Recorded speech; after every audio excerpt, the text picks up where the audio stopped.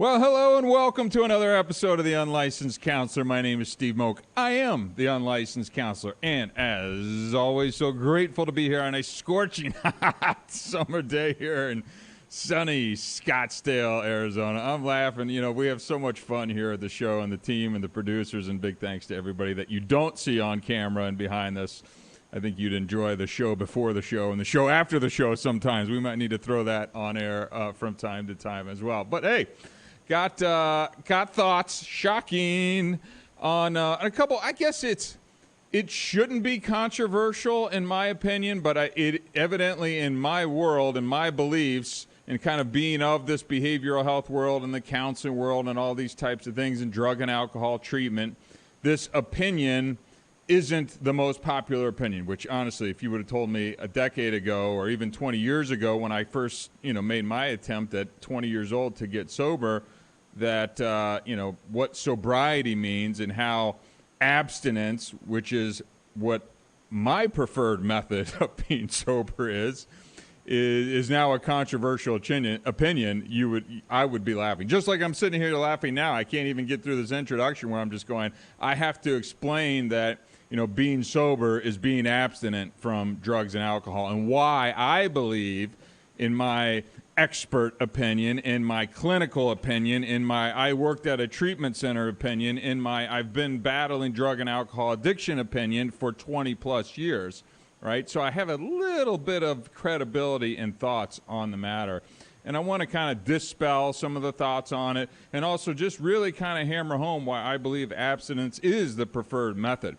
I will touch on the medication-assisted part of this thing as well and why I think that is an important part of treatment, especially early on, with the goal of getting off of those types of things. But I don't want to get into the whole spiel because I'll get fired up and I'll just start going from here on out. But first, I got to say thank you to our continued sponsors, especially our friends over at ShareTech. Look, again, I'm a person in long-term recovery from drug and alcohol addiction. I've done hundreds of drug and alcohol screens in my day. I trust the ShareTech test. Go to betterdrugtest.com. If you need to order one of these tests, we'll ship it right to your front door. And a big thanks to them for being a continued sponsor. This is what a lot of the leading treatment centers and outpatients use when they send their clients home for drug and alcohol screening. Go to betterdrugtest.com to pick one of these up. Right? And I always like to plug the nonprofit work that I do. This is an organization I co-founded. Go to thestopstartshere.org. Give us a follow at Hard Stop Official. This is youth drug abuse prevention. Really important stuff. Again, like I always say, there's only one way that provides 100% guarantee that your child will never have a drug or alcohol addiction, and that's by never starting.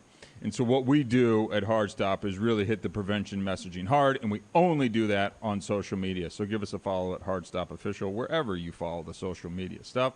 And then last shameless plug for myself, too, at the Unlicensed Counselor, YouTube, Instagram, Facebook, putting out some new content. Give us a follow. Really appreciate it. And I'm actually just in the planning process now of getting ready to start some speaking engagements as well, too. So you want to have me come out to your school, your PTA, your group, whatever that event is. I'd love to come and share a little bit on my thoughts and opinions, specifically around drug and alcohol addiction prevention and those types of things as well. I can kind of blend the Unlicensed Counselor and some of the nonprofit work that I do together as well. So love to see you in person as well, too. So, okay, that's all we got from that part of the show. Now, abstinence. People hear abstinence, and I feel like you grew up hearing abstinence talked around sex and things like that. When you were young, it's like, oh, I need you to be abstinent. I don't care about that. I care about that, but that's not what we're talking about here today. I am talking about abstinence, and I'm not even saying just, in terms of, sober October or not drinking. This is abstinence in the form of you have been identified as a person who has a drug or alcohol problem. You've been to treatment, you've been to outpatient, you've been to sober living, you've tried to get sober, you haven't, you've relapsed, you've slipped, whatever it is. So basically, I'm talking to the folks that you have a problem, right? And maybe you are sober now, or maybe you want to get sober.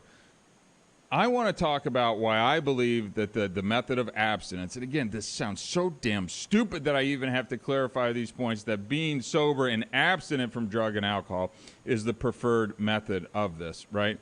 because there's a lot of different ways that people try and get sober now. They'll try and just have beer or wine if you have a drinking problem, or maybe you just used drugs before and now you want to just use alcohol, right? Maybe now you've eliminated all the drugs and alcohol and you're just kind of using Xanax, but you may be using it a little above what the actual prescription is.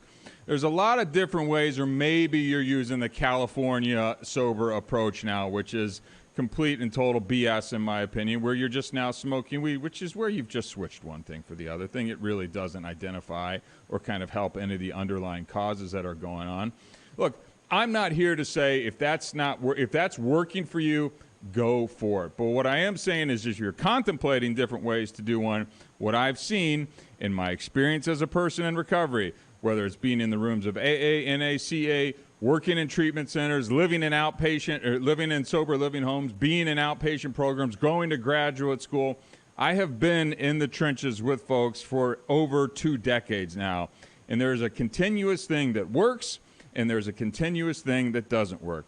Choosing the abstinent route continues to work more effectively, certainly not 100% of the time, but more effectively than all these other attempts where you continue to use, or they call it harm reduction, or these other types of methods where people continue to use, just in smaller amounts, their drug of choice or a similar drug or alcohol in order to kind of make sure that they're not using the one that maybe caused the problems, right? So it's a very frustrating thing. And before I even go into all my kind of thoughts on this, people will say, oh, Steve, you're just one of these AA, thumper, big book thumper type guys. No, look, I understand medication plays a role, especially in early treatment. What I believe is that use some of those medication tools for the opiate addicts that are coming off, or even the alcohol use disorder folks too. There's different medications that can help you. But where I get sideways with a lot of these folks is they want to see folks stay on these things indefinitely. And I want to see people taper off those to get back to truly a drug and alcohol-free life where I think that they can thrive over time. But that's not a very popular opinion. What happens is people get onto these medications, and then they're on these medications indefinitely. And the catch is, well, without this, I would be using, I'm able to kind of successfully build a life. I think that's entirely possible to build the same life, if not much better, without kind of these medication agents being used for the rest of your life. So, okay, all right, we done? You tell I get a little fired up on this topic, Robin? Look, the number one thing for really why I choose abstinence is I don't want to be physically dependent on anything anymore, right? I mean, it is a way to break the physical dependence on drugs or alcohol. Your body can and will adjust over time, and trust me, time being the operative word here, to a life that doesn't require drugs or alcohol, including those medications. Use those medications early on, or as your doctor says, with a plan to taper over time. And that taper can take some time, right? I'm not just trying to rush you off of it. I want successful outcomes. I just don't want you to be dependent on this. So really choosing that abstinent route is a hard break. I always tell people I advocate for you to get into a detox facility as well, too. If you're not entering full-blown treatment, then at least get into a supervised detox if you've been drinking, especially using alcohol. Alcohol and Xanax, the benzodiazepines, are the things that actually can't kill you if you just stop cold turkey. Like, can end your life. Like that people don't know that. They always think it's heroin or something wild because it's a harder drug, quote unquote. No, it's alcohol and Xanax. So if you are choosing the hard stop route, make sure you're doing that in a supervised manner. And I specifically suggest either entering treatment or at least using a treatment kind of detox facility where they can kind of medically manage you through that process. Look, you're going to sleep a lot for a couple of days, but they're going to take your blood pressure. They're going to give you some meds. They're going to make sure you safely transition from whatever you were using to kind of getting through that period, and it's a safe way to do it. Now, the other part is, and this should be a no-brainer as well, you're going to have a clear mind and improved mental health, right? Without the influence of all these substances, your brain is going to be it's going to be working much better in all of these other kind of mental health and behavioral health things, and a lot of the kind of side behaviors, maybe that's sexual-related behavior, the blacking out. I mean, a lot of that other stuff is going to be going away because you've got a clear mind, because you're not choosing to just, stop drinking booze, but you're still smoking a little weed and taking a little Xanax, right? So you've kind of, identified that maybe you have a problem here, but you're just substituting over here. The other benefit of this, too, is it will start to stabilize some of your emotions over time. And maybe start to gradually get away from the major emotional swings. I'm not going to say they're not going to go away, but over time, these giant waves that you go up and down between will start to level out a little bit more, right? This thing does take time, though. And I'm not talking, weeks or even months. This could take 6 months, 9 months, a year. For me personally, when I got sober at, 35 years old, it took a good year just to kind of restabilize where my brain was, to kind of reorient myself to having all these things, and the sleeping patterns that had changed and the eating patterns and all these things. It just takes time for you to physically readjust when you get into this abstinence world, when before you're pouring a gallon of vodka with 7 or 8 different martinis down your throat and a handful of shots along the way too. Go easy on yourself. But this is also going to lead to improving your physical health as well, too. It's going to reduce the risk for some of these diseases. It's going to reduce a lot of the other issues that are probably coming up along the way, and you haven't really identified as, maybe alcohol is contributing to that in a significant way. You just didn't really realize it at the time. I remember, I had heartburn galore, and I was taking Zantac all the time, and you come to find out that's a cancer-causing thing as well, too. It's like, I can't even freaking win. But you know what? I get rid of all the boozing and all the stuff. I barely have heartburn at all anymore in my life, and it's like, oh, wow. And, wow, what do you know? My sleeping pattern took a long time to readjust, because when you pass out every single night, not go to bed, but you're really just passing out because you've had, 10 different drinks or 20 different drinks, and you've smoked and snorted or whatever you did, like sleep took a seriously long time to restore as part of this problem. But when I started and just said no to any more and chose the abstinent route, it's like, oh, wow, things got better over time. A little rough, but got better over time. Here's another thing that got restored as well, too, was relationships, right? There were a lot of things that I had unresolved from a previous marriage that, when I was still drinking, you just never really took the time to kind of process and kind of work through. But I started to rebuild relationships with my ex-wife. I started to rebuild relationships with my family, started to rebuild some relationship with my friends. These are people who saw the progress and the commitment that I made to change my ways, not just said, hey, I'm not going to have any more vodka and just stick to beer. They saw that I made a significant change in my life, and genuinely, the people who were really friends with me were very happy for me as well, too. And so these relationships started to rebuild because I chose this abstinence, this hard stop, this non-substitution way of really trying to get sober and get healthy. And what I've seen time and time again, I see the people that walked into the treatment center and everybody wanted to fight AA, NA, or CA, or whatever. Look, I don't care if you use that, you don't use that. What I do care about is that you do choose an abstinent way of trying to get sober over any of these other ones. I just think none of them are perfect. People will still slip and relapse and fall back and things like that in any of these approaches. But the one that I've seen provide the most success is certainly people that did do the abstinence-based route. And every person came in the treatment center. Everyone thought they were different. They were smarter. They had more money. They had less money. They had more trauma. They had less trauma. Whatever it is, everybody thought they were going to be the ones that could do it differently. And any of the folks that thought that they could do that ultimately would end up slipping back and, kind of continue to stay stuck in this cycle as well, too. So, another benefit that I've seen on the abstinence route, too, is just my productivity increased, obviously from a work standpoint, but I don't think you realize how much time drinking or finding drugs or going to the bar or being hungover, how much time that fills up your schedule. Literally, I had so many more hours in my day. This is why, physical exercise is a big part of this for me now, too. You had to physically fill a lot of this time. So my productivity from just being at work, my productivity from exercising, my productivity for being a better dad just went through the roof because I wasn't using anymore, and wow, I had a lot more time to be able to be more productive as well.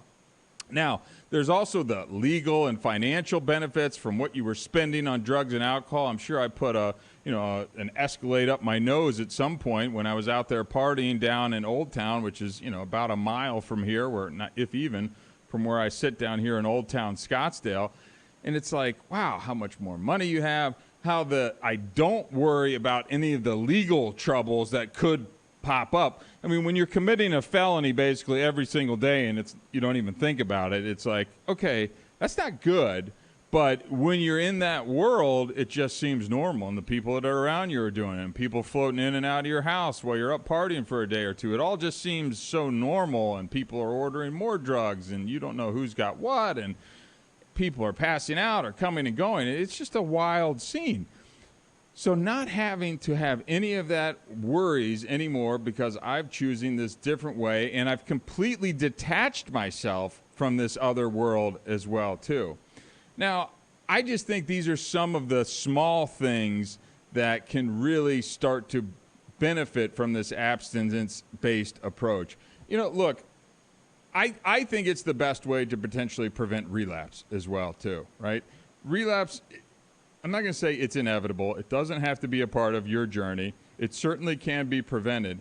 But I have just found that people who use this tend to succeed more in the long run. Because if you're still allowing yourself the ability, and there's that little part of your brain where it says, it's okay if I just use this, versus just having that hard line of, that's a no, will always be a no, it's not an option for me, ever, anytime, no, that type of approach where it just kind of rules everything else out versus again, I'm not going to have any vodka or hard liquor or anything like that. I'll just have beer and wine. Or I'll just take a couple extra Xanax to kind of get through this. Or I'm just going to smoke a little weed. Or, the other one, and I see this, so funny. I live in a neighborhood. It's McCormick Ranch up here in Scottsdale. I live just right around there. And it's normal families, normal parents, things like that. And I see a lot of edibles floating around. And, it's so funny because as somebody who smoked weed every day for 20 years, and, I lived and breathed, I loved weed, I loved everything about it, and made my own edibles, and was all about it. And now I see people that are just what I would call normies out there, like at a dinner party, popping edibles and stuff, or taking edibles before bed. I'm like, what in the world? I'm like, what is going on here?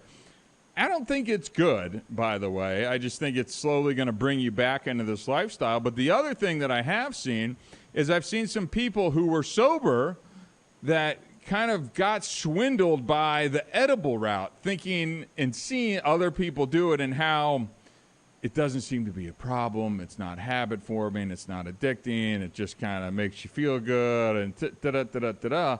And I've seen these dumb edibles take people out who've been sober for a really long time. And it's super frustrating because I get it. It looks nice and fun and it looks harmless and things like that. But it's like, no, it's still a drug. And it's still going to activate those same things in the back of your mind that you've kind of, been able to battle successfully for all these years. I mean, look, on my way in to host this show, like I said, we're right next to Old Town Scottsdale here. This is all the bars and entertainment. This is everything. If you've been out here, you've been to Old Town, all the restaurants, all that stuff. I had to take there's some construction going on. I took a detour. And I went down Camelback Road, and Camelback takes you right down the heart of like Old Town. So that's the bars, the entertainment, the the nightclubs. I mean, all that swanky stuff that you see all the time. I am almost 10 years sober. I have zero inclination to want to drink or use or anything. But just today, just driving in, I'm driving by those things, and I'm like, oh man, I remember that. That used to be kind of fun. Like, and I'm coming in to do a show on abstinence, and that thing is running through the back of my brain like, oh, yeah, you remember when you were at that W and you're up in that room and you were doing lines? And it's just like all this, like your brain just goes automatically. And so even 10-plus years removed, and this is why I think it's so important to have that absolutely not hard stop line in the sand, absolute no to drugs and alcohol for a person like me, a person who struggled with drug and alcohol addiction, versus ever letting that door even creep open an inch. because that thing sits back there. It sits back there all the time, and it's just looking for that opportunity to kind of come out and take over. And when it takes over, it may destroy your life in a day or a week. It may take 6 months. It may take a year or two. But without fail, and I've seen it time and time again, it will rear its ugly head to the point where you're going to have to seek help and probably start over again. But I literally was thinking about it, Robin, as I was walking or driving into the show today. I got my daughter in the back of the car. Obviously, I'm not saying anything to her. And it's funny because I got a 4-year-old in the back of the truck driving through Old Town, which is where I used to do all this stuff, and just the dichotomy of kind of the different worlds, and yet my brain still goes back to, oh yeah, you know what, that was cool, like that little voice that just kind of chips away in the back of your head. So, man, interesting stuff. So, anyways, those are just some of my thoughts around abstinence, why it's important to kind of use this approach. And look, if you're in treatment, excuse me, or if you got a loved one that's potentially considering treatment and things like that, I would encourage you to find a program that really leans into the abstinence-based approach as well, too. If you would have given me the option 10 years ago, be like, hey, Steve, you can check into this treatment center and smoke weed all day, I've been like, let's do this. I'm getting sober, all right? And I guarantee you I would not be sitting here today going, talking about the benefits of abstinence and why I think that's the preferred method to doing it. I mean, it's much harder, which is why people don't want to do it, right? If there's a lesser, easier, softer way to do this, I'm sure I would have signed up with it, and I'm sure anybody else would have signed up for it as well, too. But as I kind of transition to this part of the show, let me just throw out some myths around abstinence as well, too, and let's just go ahead and dispel these. Abstinence is unrealistic and impossible to maintain. Wrong. It's absolutely wrong. People can find abstinence with the right support, and that support can be therapy, it can be counseling, it can be AA, it can be outpatient, it can be a group of friends who maybe just don't drink and don't want to identify with the AA. Abstinence can be found through a variety of ways. Find the one that works for you, but be open to various ways of trying to do it. What I will say is doing it on your own is possible, but it sucks. Being around other people who have been through this and can share, when it gets really hard, you have somebody to lean on and somebody to talk to. In AA, they call it a sponsor, but it could be a friend, it could be a clergy, it could be a counselor. I don't care. Just trying to do it alone when you're just holding on for dear life, and you'll hear that term white knuckle. Well, if you're watching on video, that's because my knuckles are white because I'm squeezing right now and I just want to hold on for dear life. That's a tough way to do it. And ultimately, the problem with that, too, is that you're not going to be that happy. Right? If you get sober and you're just an angry SOB still, I mean, it's like, what's the point? Like, go get a drink. You know what I mean? You want to find a new life with this abstinence that's worth living because it's a better way to live, not just because you're not drinking, right? So myth number 2, abstinence doesn't mean you can't have fun or socialize. That's a complete myth, right? You just don't know the ways that you're going to do it yet. You don't know the hobbies that you're going to find, the new friends that you're going to find, the new interests you're going to find, whether it's podcasting, hot yoga, lifting, running, whatever it is. They're out there. You just got to give it some time to get out there. And you got to be able to put yourself out in the world, too, and say, okay, I tried this. Didn't love that. Let's try something else. You're going to have time. You're probably going to have some more money. And you just got to explore a little bit. You can still go to parties. I wouldn't say maybe in your first couple months, maybe running out to those after-hours parties. But if you want to get to a party, maybe you dip out a little bit earlier the first couple months if you're really early on in your recovery. Maybe you don't hang around when the shot ski comes out and everybody's throwing down the hatch at 1:30 in the morning. I don't. I still go to weddings. I still go to parties. Typically, I just kind of bounce when everybody starts to get saucy. Look, I don't necessarily need you close talking in my face telling me the same story 14 times over again. I just don't care, right? And I don't have to pretend to care anymore. And I'm not drunk anymore, so I don't have to listen to you. So it's just you just find out what works for you and then do it. And by the way, when people are getting lit like that, nobody cares. You just do the Irish exit and you're gone. Like, I love it, man. I get to bed earlier. I wake up. They're all banged up the next morning. I've already gone to hot yoga, went for a run, and had some breakfast, and they're just rolling out of the sack. So I don't know. Works for me. Find what works for you, right? Myth number 3, abstinence is an all-or-nothing approach that sets you up for failure. Wrong. It just involves you not picking up a drink or drug and making sure that door is closed for you. Look, relapse happens all the time in any type of program, through the medication management, through harm reduction, through AA. It just happens. It doesn't have to happen, but it happens. I just think that taking this on as the approach that it is a hard no for you at any point in time is going to set you up better for success in the long run. If you start letting that door open a little bit and somebody comes in, it catches you on a bad day, you're feeling crappy, somebody's there, or you're by yourself, you're on a road trip or out on a work trip in a hotel in the bar, and you sit down and they, what do you want to drink? And all of a sudden, boom, you're gone, right? Versus, no, it's just a no. I don't drink. Right? And you can tell people that. And the cool thing about saying, like, I don't drink anymore, like, in the last decade, there is this kind of soberish movement. And it doesn't have anything to do with being an alcoholic or drug addict as well, too. It's like more health benefit related. So if you don't want to say that you're an alcoholic or drug addict, cool, I get it. It's not exactly the sexiest thing in the world to say. You know, I don't go out on dates and I'm like, hey, I'm a recovering drug addict and alcoholic, you know.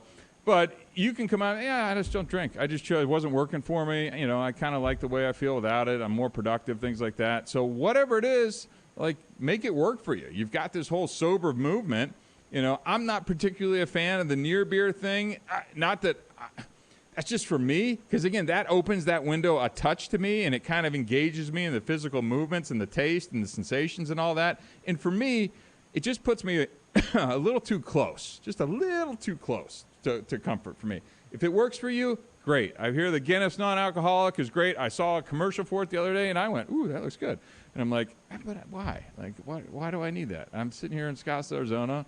You know, I don't have any trips to Ireland booked in the near future. I don't think I have to worry about, you know, getting a pint of non-alcoholic Guinness right now. You know, that's just a me thing.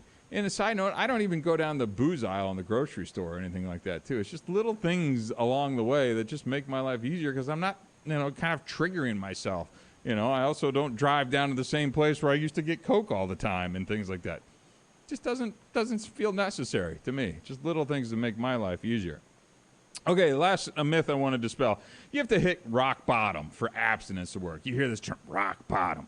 Rock bottom. I had a bottom. Use a low barrel drug. Bottom of the barrel. Rock bottom. A lot of bottom talk, right? No. Recovery can begin at any point. And again, recovery, in my book, is abstinence, not using drugs or alcohol. Hate that I have to say that, but in this day and age, you do have to say it.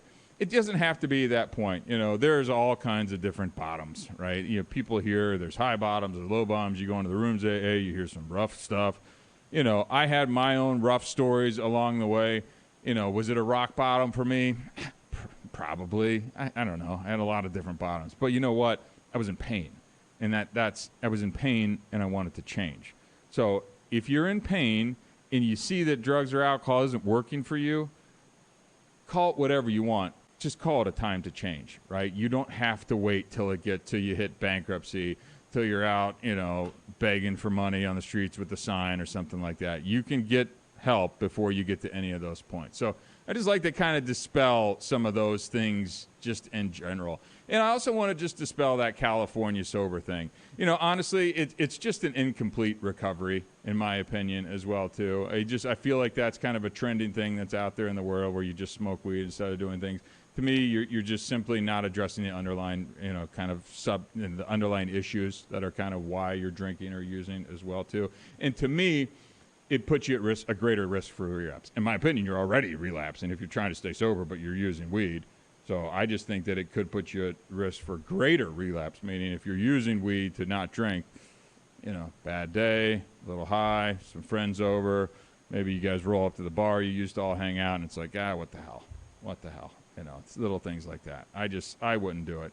And obviously it undermines the whole abstinence thing as well, too, if you're doing it. You're not abstinent, in my opinion, if you're using this. And look, do whatever works for you. These are just my opinions and what I've seen work, and with the dozens and hundreds of people that have come through the treatment center that I've worked with personally, you know.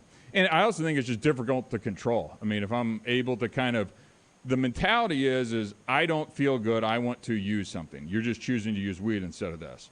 Well, what if I don't choose weed that day, right? What if I want to choose Coke, right? What if I want to pick up, you know, what if I want, you know, martini with the blue cheese stuffed olive is one of my go-to drinks, right? What if I want that today?